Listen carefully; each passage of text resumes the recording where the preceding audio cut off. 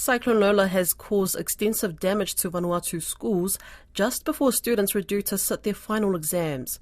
More than 15,000 Ni Vanuatu students in Penama province have had their education disrupted from buildings being destroyed.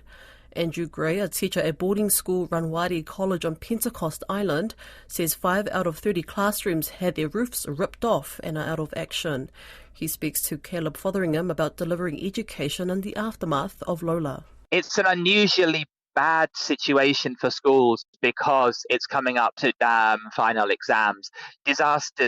Cyclones usually don't strike at this time of year. The last few big cyclones that have hit Vanuatu have been in March, April, and schools have had several months to recover and catch up before students sat their final exams.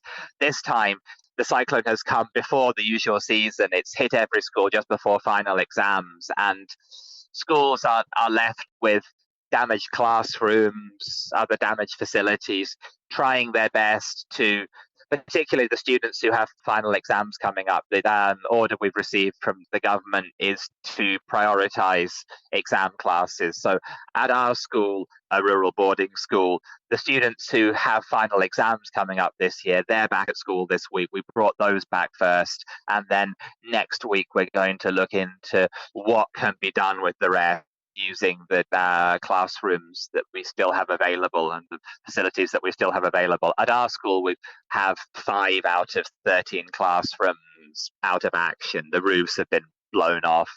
But we're fortunate here in that at least the students' dormitories are okay and the school kitchens. So students will have food and shelter if they do come back, which is the most important thing. It's just a question of how we deliver education with so many classrooms out of action. Yeah, how are the students feeling about this? They're always very quiet and stoical. Among the ones who have exams coming up, obviously they're keen to sort of get on with it and see their education not disrupted. I think among the non-exam classes, there is almost a feeling that sort of we might as well just give up on this school year and focus on catching up next year. The government, I think, feels under pressure and is putting schools under pressure to try continuing education in some form up to the official end of term. There is talk of giving out home learning packages to kids who are unable to come back to school. But I and quite a lot of other teachers feel that that's really not very effective in a rural village environment. We had experience of that in past disasters and during COVID, and it really didn't work out well. It would be much better, a lot of us feel, to just accept that this school year is finished, except for students with final exams, and try and focus on catching up at the start of the next school year, having hopefully had a chance and hopefully received some assistance in rebuilding damaged classrooms and other damaged facilities. I heard Cyclone Harold in 2020 damaged a few schools in Pentecost Island as well, and that the schools were still recovering from that damage. Was that the case? Yes, I mean, we still have things that were left unfixed following Cyclone Harold.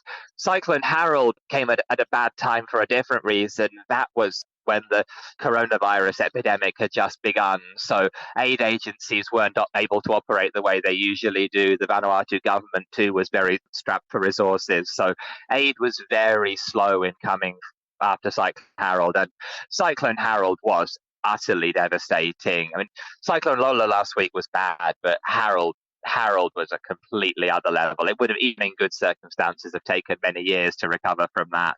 And before we'd even had the chance, another cyclone comes and hits. And the psychological impact of that too, of being struck by 2 monster cyclones in succession, people are now extremely worried. When is the next one going to hit? With us being in an era of climate change, has constant destruction become the new norm, or have we just been unlucky these past few years? Every time there's bad weather, people start panicking. Is the next cyclone coming? It's been quite traumatic. Although on the face of it, people are very, very stoic, very resilient. They're certainly worried about what the future holds.